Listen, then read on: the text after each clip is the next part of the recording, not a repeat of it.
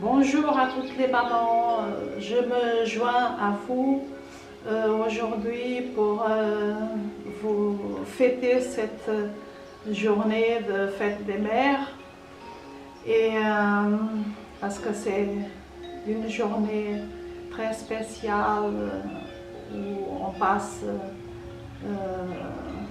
dans en compagnie de nos enfants. Ils arrivent toujours avec un cadeau spécial pour la maman, un parfum ou un foulard ou un livre ou quelque chose ou elle sait qui lui feront très plaisir. Puis il y a les tout petits que normalement ils dessinent, ou ils font un poème, quelque chose qui a beaucoup de signification pour la maman et qui est toujours reçu d'une façon très spéciale à notre cœur. Et puis, il y a celles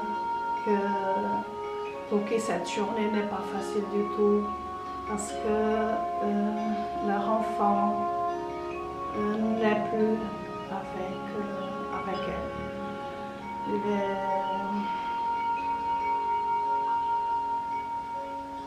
Il est dans un monde meilleur. Et cela dit, c'est pas pour ça que cette journée est facile. Normalement, c'est une journée très difficile où il y a beaucoup de souvenirs, il y a beaucoup de choses qui viennent en mémoire de toutes les fêtes passées ensemble. Mais voilà, je vous invite à ne pas vous arrêter là, essayez d'aller de l'avant. Il y a des choses que vous pouvez sortir de tout cela, des choses bien. Et il ne faut pas s'acharner à essayer de revenir dans le passé. Vous pouvez faire quelque chose pour honorer la mémoire de votre enfant. Vous pouvez planter un arbre, par exemple. Vous pouvez vous recueillir quand vous avez besoin, de vous isoler, de parler avec lui. Ou vous pouvez acheter un chien, un animal que vous trouvez que ça lui ferait plaisir et que c'était un animal qu'il affectionnait particulièrement. Ou si vous avez des choses, vous pouvez lui faire simplement une prière. Si vous avez un endroit qui lui est destiné dans la maison, eh bien vous pouvez aller juste faire une prière. Vous pouvez faire dans votre journée quelque chose que vous savez qui faisait très plaisir à votre enfant. Ou tout simplement, si il y a des choses que vous gardez en vous et qui vous font du mal, comme un mot que vous n'aurez pas dû dire, ou une attitude et qui vous fait très très mal, et bien profitez de cette journée pour lui demander pardon. Allez-y au cimetière par exemple, demandez-lui pardon, parlez-lui à ce sujet et déposez une rose blanche. De toute façon, votre enfant il est toujours avec vous. L'amour il ne meurt jamais.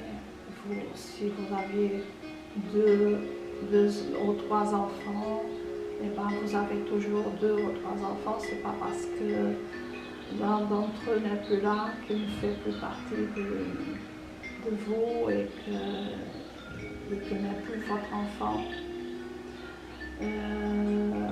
Parce que Et on ne peut pas s'arrêter à des choses auxquelles on était habitué à vivre, à sa présence, à sa compagnie, à son sourire. Eh bien, si on tient à notre enfant, si vous tenez à votre enfant, vous le gardez toujours au fond de votre cœur et ça va vous donner de la force pour aller de l'avant, pour faire des choses pour vous et pour votre vie en sentant qu'il est toujours avec vous et qu'il ne vous a jamais abandonné. Il est simplement dans l'invisible. Et ça, c'est de l'amour inconditionnel.